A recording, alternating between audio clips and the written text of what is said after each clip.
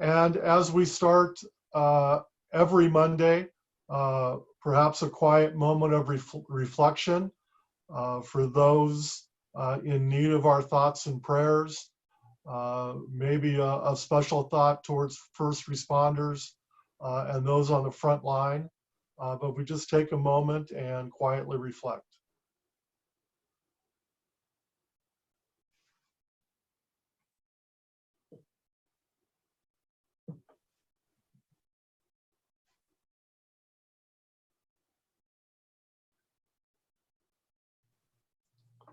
Thank you.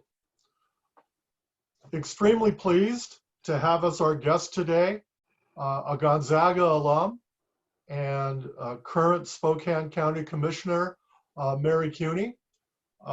Mary was saying before we got started this morning, remembering business school classes before the Jepson Center.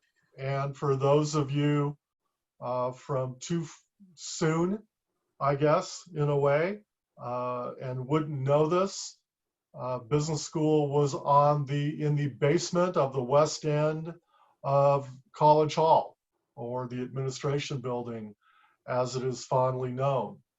And we moved into the Jepson Center, I believe, in the fall of 1987 is when we opened it. So quite a few years ago, but there are still a couple of us on this call that can remember being in classes in the ad building and visiting our professors in the basement of that same building.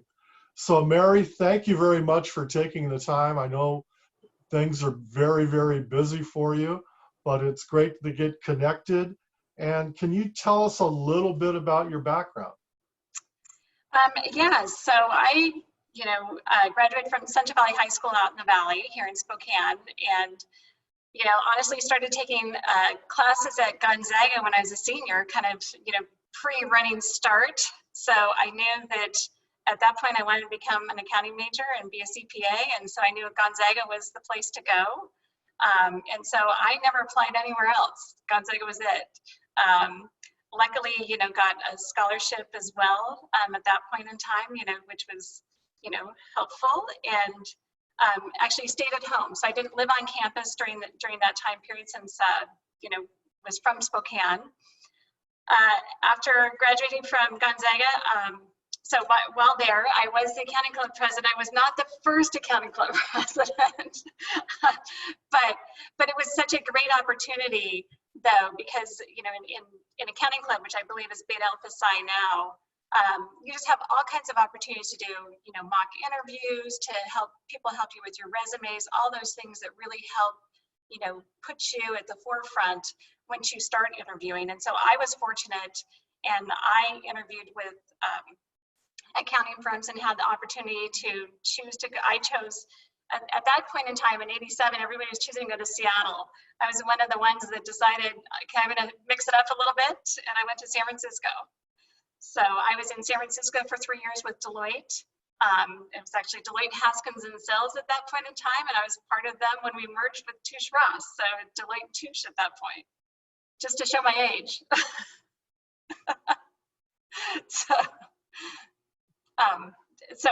Anyway, and so then I came back. I was 3 years down there, and decided to come back to Spokane and work for Cooper's here in Spokane. And then that's when I met my husband, and we've been married for 27 years, and we have 2 children. We have a daughter who's 25, who went to Gonzaga Prep and then went to Seattle U and got her master's in structural engineering, is over in Seattle. And our son's here in Spokane, going to WSU. Home now, though, on doing online classes now. So that's kind of, the little bit of background that way, and a little bit of family history. Once I got married, then I decided, people asked, when you're in public accounting, people ask you what it's like. And so they asked my husband, what's it like being married? We got married in November. And this is probably February. He's like, well, it's like being single. I never see her. So that's when I decided to make a career change at that point, to spend a little bit more time with my family. My husband is part of a 4th generation family business. heavy highway construction business. And so I decided that I would take a little bit of a step back. And so I actually went to work for the state auditor's office and worked for the state auditor's office here in the state of Washington for 10 years and audited cities, counties, and school districts. So kind of a far cry from my wineries in San Francisco, but still a great, a great way to use your skills and to still be part of the, have your CPA and be part of the industry. I took some time off with the kids and started a small business called Summit Tea. A friend and I, we decided, let's just try it. She was in China for 5 years with her husband. They moved back, and so we thought, let's go for it. So we started a small business from scratch, came up with the idea, sourced our tea. We were over in China a couple of different times and sourced our tea from China, came up with our logo, how we're going to package, commercial kitchens, all those kind of fun things that you just don't, think about once you're starting a small business. And actually grew it to the point where it was almost too busy for me with the kids. And so she was moving to Seattle. And so I sold my part to her. And now her brother owns it, and it's still going. So it's kind of fun to have that. And then decided, took some time off play some with the kids and got a chance to, I work at the county. I was the chief deputy auditor for Spokane County for 2.5 years before I decided to put my name in for the appointment process for county commissioner, and then went through that process, which is an interesting process. And then once you get appointed, you have to run in the next available general election, which was 2018. And then 2020 is the end of that term. So I have to run again now in 2020. So normally it's a 4-year term, but when with the appointment process, it happens a little bit different. Oops. That's it. What was the inspiration for your service? Well, I think being a state auditor, auditing governments, you see a lot of elected officials through the course of that time because you're doing your entrance and exit conferences with the elected officials, and you're interacting with them, and you see how efficiencies that can happen, and so, like I said, good things and bad things. So I think for me, it was kind of that I had several people come to me to say, we think you'd be really good at this. And so I decided to take a chance, and one of those where I think you just go, I think I could be one of those good elected officials and be doing it for the greater good. And blessed that I don't have to do it for a paycheck. There's a lot of a lot of people that want to go do it, but you give up that security of a paycheck, quite frankly. And so to me, I think I did a lot of volunteer work before that. I was on the Boys and Girls Club board, Junior League. I've been on Hutton Settlements board out in the Valley for 10 years. And so community is very much ingrained in me. And I think, when you grow up with the Jesuits and you live that, college life, that's part of what you want to do. You want to give back. And let's talk a little bit before COVID. What did your commissioner job look like? So as a commissioner, what we do really affects our daily lives. I mean, people don't understand as much about that as it's true. I mean, we're providing the essential services for the county that we all rely on. We're creating that economic environment for our citizens, and then it's also ensuring our safety and our roads. So, a little bit of as a county commissioner, county roads is underneath us, the county park system, the jail system is underneath us, courts, the sheriff's office, the treasurer's office. They're all independent electeds in the, with the judges, the treasurer, the sheriff, the auditor, but they all fall under our budget. So we set the budget for them, and then they get to run their departments. But again, we're the ones setting that budget and making those determinations on the dollars. Prior to COVID, we've had a pretty nice tax, pretty nice sales tax, revenue. And so we've been able to then do a lot of, I think we've been making efficiencies at the county, but then we're able to then spend some money on economic development. So there's these public districts that we put together for economic development, these PDAs that we have at the West Plains, we have now on the north side, and we've got at the University District. So those are means that we're putting money back into those areas to help generate future tax revenue. So if you don't, it's kind of that cycle. So you want to be doing things that can help you to build your economy and build it up, because we don't have a lot of ways to actually increase taxes in Spokane County. You've got the 1% that you could do on property taxes, which is $500,000. People think it's going to be a lot of money. $500,000 a year is all we get in additional property taxes that we can raise. And so it's really that sales tax generator. And so you just want to have that multiplier effect. And that's why you'll hear Commissioner French talk about we want to get paychecks out to people, because it's then that spending of the money within our community that helps us build everything up. And so with that, Mondays and Tuesdays are kind of our busy days where we're in meetings all day at the county.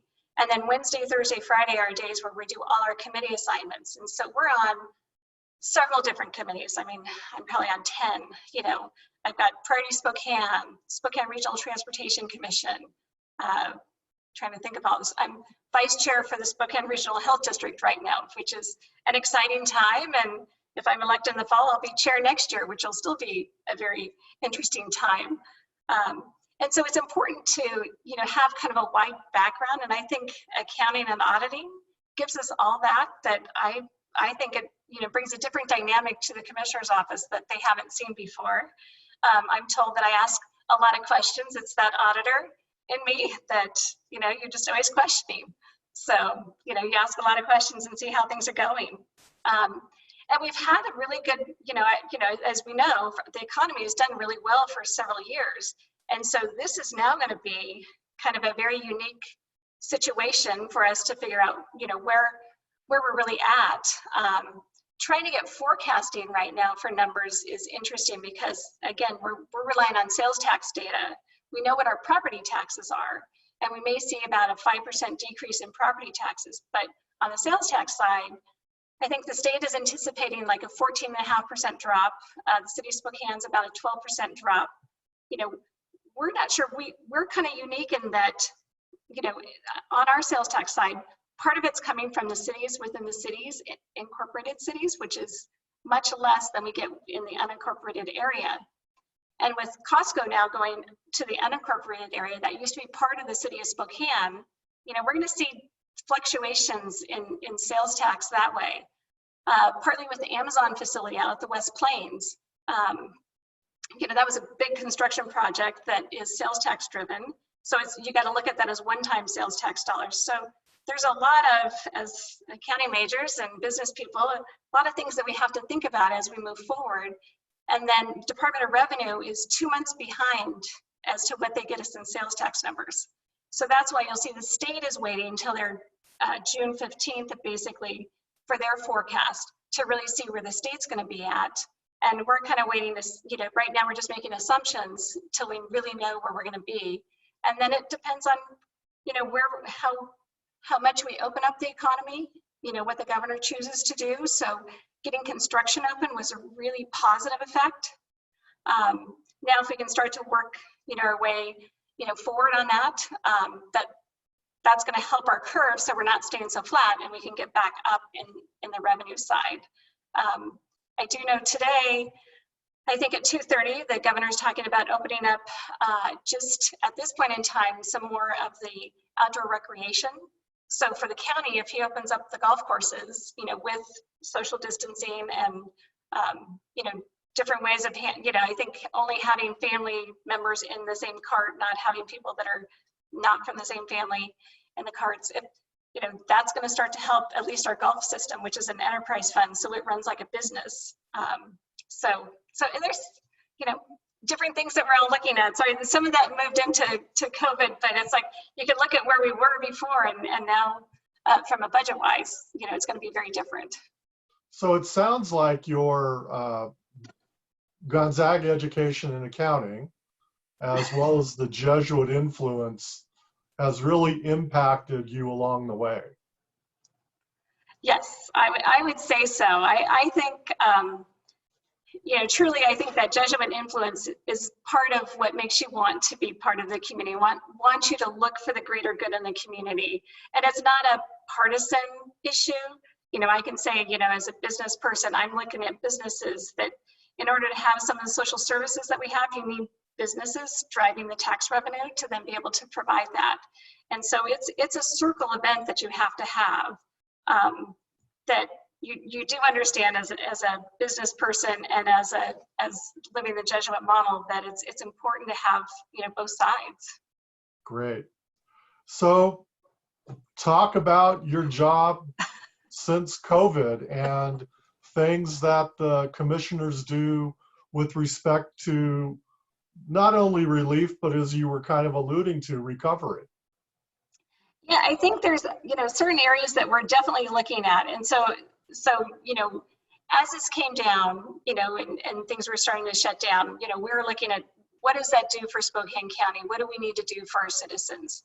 And so there was a lot of focus on, how do we make it safe at Spokane County for our employees, but still do the work that we need to get done.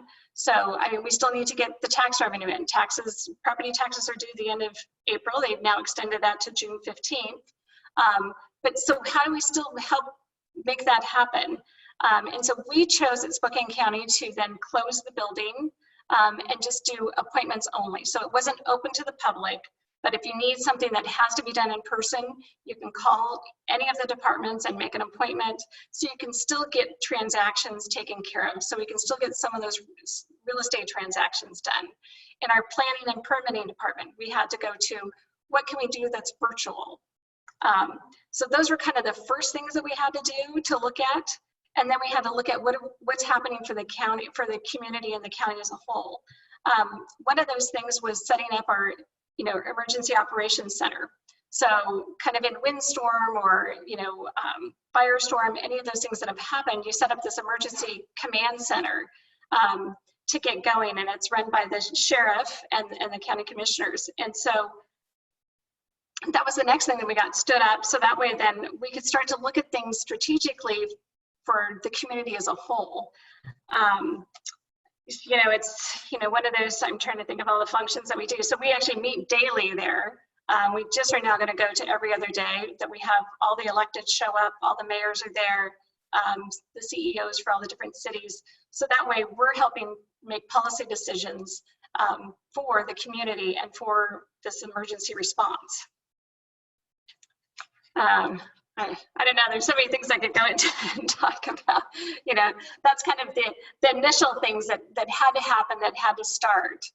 And then, combined with GSI, we got Greater Spokane Incorporated, the Valley Chamber, and the West Plains Chamber then to also come together as a committee under the EOC framework. So that way then we could look at what do we need to do for businesses? How do we get the information out? As the feds were sending out information and saying they're coming up with these programs, and the first CARES Act came out, how do we help those businesses and guide those businesses through it? And you'll see a lot of CPAs across the region have been very helpful. They're looking at it to help their clients, but then we're also looking at it because there's a lot of clients that do their own taxes and accounting. And so how do we as those chamber organizations come together to help guide those businesses? And it certainly was set up that they've worked very very much together. Sorry, I'm not going to say the word right today. And then it's also that it was anyone who called, any business person who called, they were helping. You didn't have to be a member of the chamber or not. It's just like, we are in this together, and we're going to help you navigate your way through this. And so since we've kind of gotten through a lot of those loans and looking at what some of those programs are, now we're into the business recovery side. So how do we get these businesses back on track? So again, construction, like I said, was one of those first ones that just came out. But what happened was like 3 weeks ago, or even more, our concern was we had Oregon and California that had never shut down construction, that was part of what Homeland Security said was essential. The governor in our state chose to shut down construction. So we got a bipartisan group together. There were 6 different people that we're on a task force to work together to figure out how do we get labor and management to talk together to figure out how we can safely get construction going, so it's safe for the public and it's safe for the employees that are out there. And so that was what went on the governor's desk, which is called phase 1 low risk construction, and getting that back up. Because again, for us, that's getting people back to work. It's getting sales tax dollars out there. And like I said, I'm in a family business, construction business. So my husband's business was shut down for a month. And they do normally Department of Transportation work and Sound Transit work over on the west side.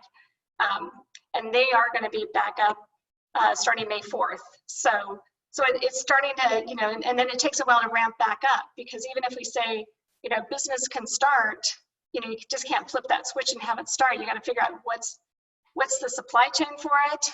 How's, you know, what do you think your audience is going to be? You know, there's just so much to it that you've got to think through. And so that's where, now that we've got construction up, trying to think through what are those different industries and how can we help guide them as we get back to recovery. You know, it's interesting. Last week, our guest was Katie Bruya, who is the Senior VP of HR at Washington Trust. And one of the things we talked about was planning for this type of event. And certainly, I think Katie shared, they had all sorts of scenarios, but nothing that quite captured what we're currently going through. I assume that's the same thing with the county. Yes. So I can say, you know, they probably had on the PPP side, the payroll protection, they were inundated. Washington Trust did a great job. I'm just going to give a shout out to them, because they did a great job helping the businesses navigate that and get those payroll protection checks. We're seeing it, and we're honestly seeing it right now. So we've, you know, budgeted and have set up an isolation center at the fairgrounds. We've, you know, it's able to handle 100. It's not staffed for 100, you know, and you have to have medical staff there. We've only had any one night, the maximum number has been 5. So, and like over the weekend, there was only 1 or 2, but it's thousands of dollars to have this. And so that's our discussion, is like, okay, is there another way that we can do this and take that down, so we're not expending those funds and put it to better use? So we're looking at, when we do an RFP, a request for proposals, to hotels that have wings that are shut down because they don't have people staying in them. Could we use the hospitals? And if we use the hospitals, could they get Medicaid reimbursement versus otherwise that we're just paying for it? So those are the things that, you know, now, you know, you kind of get through the emergency part of it. Now you can step back and say, okay, let's think through this. And then the other piece is going to be, we're starting to hear, and I don't mean to scare anybody, but we're hearing that there could be a resurgence in the fall when the flu comes up, you know, and have this, that without a vaccine, you know, that could happen. And so we've got to pay attention to, if we're going to scale back, then let's make sure we know exactly what we need to do. So if we need to start back up again, what is that, and how do you stage it? It's kind of like what the hospital saw, where they thought they were going to have this huge surge, and that was the concern. And then it didn't really happen. But you do have to plan for it, because if you don't, you know, you end up like where New York was. Right. And I guess that would be a follow-up. And I don't want to be a pessimist and say, you know, the next time. Yeah. But are there one or two big lessons that you or the county or us, in terms of contingency planning, crisis management planning, anything we should take away that we've learned from this? Well, I think it's to know what went well and what didn't, you know, so far in this process for you, for us. So that way, again, if we do see a resurgence, then we know what steps we need to take and to do it correctly, or to do it in the best practice. And I think that's what my takeaway would be. I know there's a lot of talk, right now in Spokane County that we got this, 90, a little over 92 million in CARES Act funding. I will say is always pay attention to what, whenever you get funding, what exactly that can be spent on. I kept cautioning my commissioners that it said for incurred expenses. I had one commissioner thinks it can be for impacts. It's like, no, incurred expenses, as accounting people know, means something very different than impacts. And so, as I told him, I said, I put my federal auditor hat on, and when I do that, it's like, you have to have spent those dollars. It's not for lost revenue. So, so none of that can go to any of our revenue that we're going to be reduced by. So it's really, as we all of in accounting know, you got to pay attention to the details, and Right. and then you got to be ready to move forward.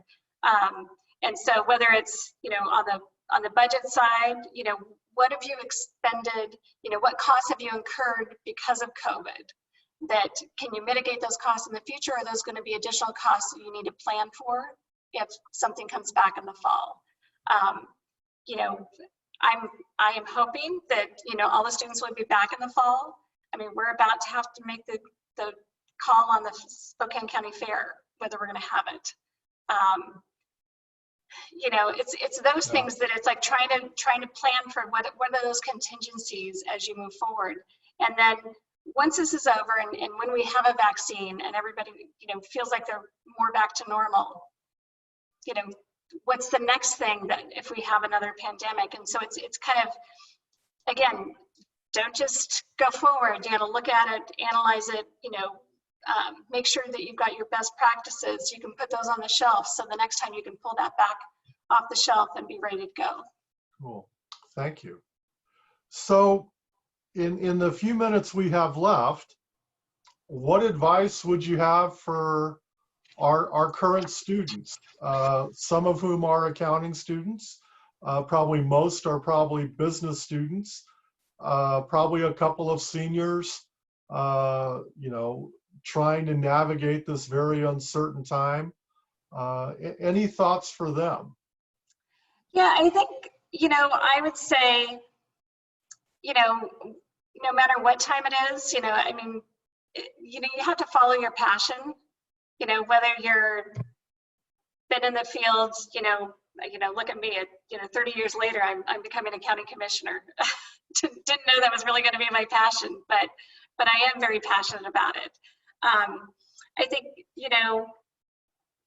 like I said, I've got a 21-year-old son who's a junior, and there's a lot of fear and uncertainty, about what's happening, but I think we're gonna be okay. Life's gonna get back to, it's gonna be a new normal. It's not gonna be the same, but we're gonna still need the jobs that we had. I think our hospitality industry is the one that's gonna lag behind the rest.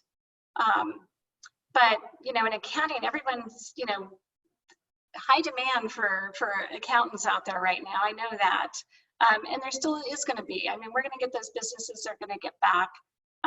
We've only been doing this, I keep reminding people, for 30 days. So, so it feels like a lifetime, I swear, but, for 30 days. And so it's going to continue a little bit longer. I don't think we're going to get back to what we call, stay healthy. I think we're still going to be stay at home, stay healthy for a while longer with Governor Inslee. But, that doesn't mean that, you need to follow your passion. You're going to be able to get a job out there. I know it seems daunting with the high unemployment rates right now, but a lot of people that I know that, in the accounting and engineering field are still working. Their jobs haven't gone away. And I would say, you gotta have fun with what you're doing. If you're not having fun and you're not enjoying it, then it's not the right fit. And so again, figure out what that passion is. I know we just helped my daughter. She was in a firm that she just was feeling stifled. And so, it was that, parent comment of that it's probably not a good fit. And so it's time for you to look, Right. and she was able to find a job. She started a new job March 1st and was at work for 2 weeks and has now been working from home since. Wow. Yeah, which is tough, but But I think that's where I just encourage, you know, whether it's a student, someone who's recently graduated or a longtime alumni, I mean, it really is finding what you have fun and what your, you know, passion is, and you need to just follow that. Because, you know, your accounting skills, they're going to be with you forever and guide you. Right. So how about being a Spokane native, and we actually do a fair amount of programming on how attractive a place Spokane is. We have our friend Rob Curley come in and do his Yes. Spokane presentation, which is always a big hit with our students. What do you find great about Spokane, and why should our students look to stay here right after graduation, or in fact look to come back at some point? Yeah, well, I think you saw, I left and came back. You know, it's like I moved to San Francisco and decided, you know, it's much nicer when you can just pull up into your driveway instead of drive around for like 20 minutes trying to find a parking spot for your apartment. You know, so, I mean, Spokane just offers that. I mean, you get to have, you know, that, I think, a holistic lifestyle here. You know, you're not, you've got the parks, you know, we say, you know, within 15, 20 minutes of your house, you can get to any hiking trail around Spokane. You've got lots of other parks and opportunities here. You know, people that are doing climbing, again, you've got it just right outside your back door, basically, to do rock climbing.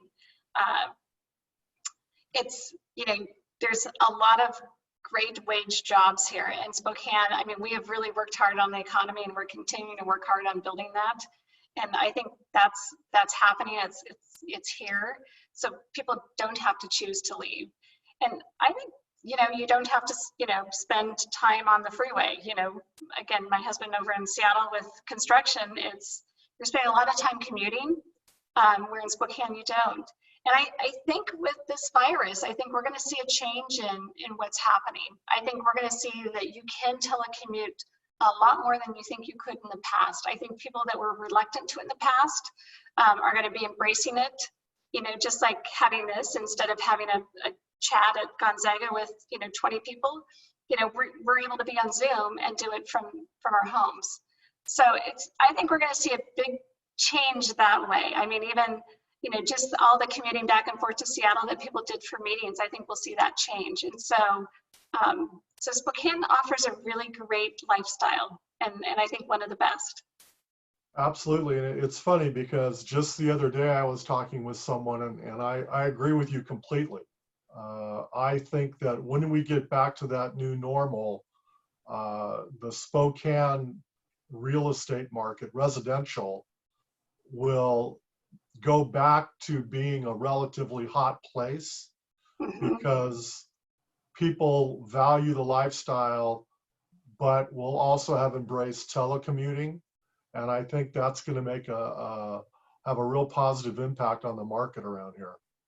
Yeah, no, I think so too. And that was a big part of why it was really important for us to get construction, especially residential construction, back going again too, because there is the need. And so it was important that a month was a month too long in my mind. And so we pushed hard on the governor to get it open. Good. Well, Mary, I know you're very, very busy. Okay. All those committees and all the responsibilities. And on behalf of the business school, first of all, I just want to thank you for your service and the good work that you are doing, and also taking the time to be with us here today. So thank you very much. No, well, thank you. And I'm going to leave you with one thing that I found this quote, and I love it. It's like, kindness, love, and hope spread faster than any virus.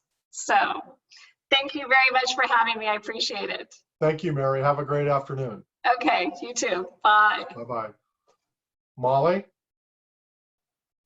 Yes. Can I introduce Yes, absolutely. next week's speaker? She joined us today. Antonella is a 96 grad. And yes. She has a business degree and psychology. And she's going to be talking with us about creating certainty in a time of uncertainty, which is such a great topic for the very day that the state is supposed to reopen in a very uncertain time. So very much looking forward to getting to chat with you and seeing your presentation. Thank you so much for the invitation. It's an honor after all these years to come back to the Gonzaga community. It's a pleasure. And so I'm calling in from Paris. I'm an executive coach. And actually, I think Mary Ritter will have to, Kemper will have to correct me, but I think I was one of the first interns for the Gonzaga Career Center back in the day. So, Wow. But now it's been some time, since 1996. But That's really almost as good as having business classes in the basement of the Admiral. Well, we're really looking forward to chatting with you. Thank you for being willing to join us and for being here today. Of course. My pleasure. Thank you very much. Speak to you all next week. Okay. I'll hang around for a couple of minutes if any of the students have any questions for me about anything, or anybody else for that matter. But thank you all for joining us, and we look forward to seeing you and being with you next Monday.